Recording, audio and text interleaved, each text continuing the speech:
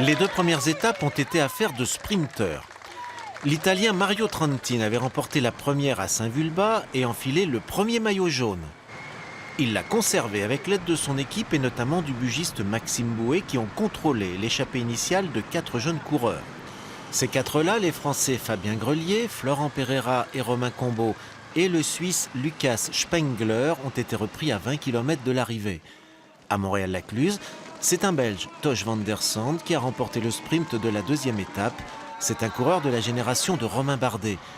Mais c'est le groupe chambérien AG2R La Mondiale qui semble avoir posé sa griffe sur l'épreuve. Quand la route s'est élevée dans le Revermont, 3 de ses coureurs sont passés à l'attaque. D'abord, le Valentinois Axel Daumont, c'est lui. Ensuite, le Caladois Hubert Dupont. Enfin, le Romanais Pierre-Roger Latour. Tous en vain, faute de renfort. Mais ce n'était qu'un début.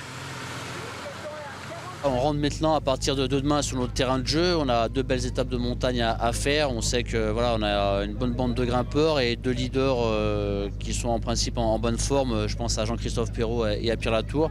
Donc voilà, donc on va rentrer dans une autre course à partir de demain. On s'est testé aujourd'hui, on a vu que les jambes répondaient pas trop mal. Donc voilà, j'espère que demain la réussite sera de notre côté et qu'on pourra gagner cette étape et se placer au classement général. Un autre coureur de la région est en forme. Le Caladois Rudy Mollard, lui aussi, est passé à l'attaque dans le final. Il n'a été repris qu'à quelques kilomètres du but. Il est ici chez lui et il souhaite le montrer.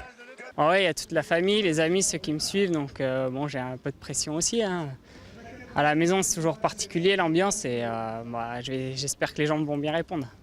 Les jambes, le jeune Savoyard Nance Peter, révélation du Tour de l'Ain l'an passé, les possède toujours, mais plus le coude. Il avait chuté la veille lors du sprint à Saint-Vulbas.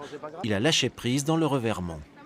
Donc là, je vais revoir mes objectifs à la baisse. Hein. Je suis là pour préparer le Tour de l'avenir. Donc je vais essayer déjà d'aller au bout de la course. Et après, si ça s'améliore après ma chute, peut-être que je pourrais viser une étape plus sur la fin du Tour. Ouais. La fin, ce sont 2 étapes de montagne, avec d'abord celle qui, ce vendredi, ira de Nantua à Lelex via 5 cols dans le Jura. Le maillot de grimpeur sera sur les épaules du Français Romain Combaud, l'un des 4 échappés du jour.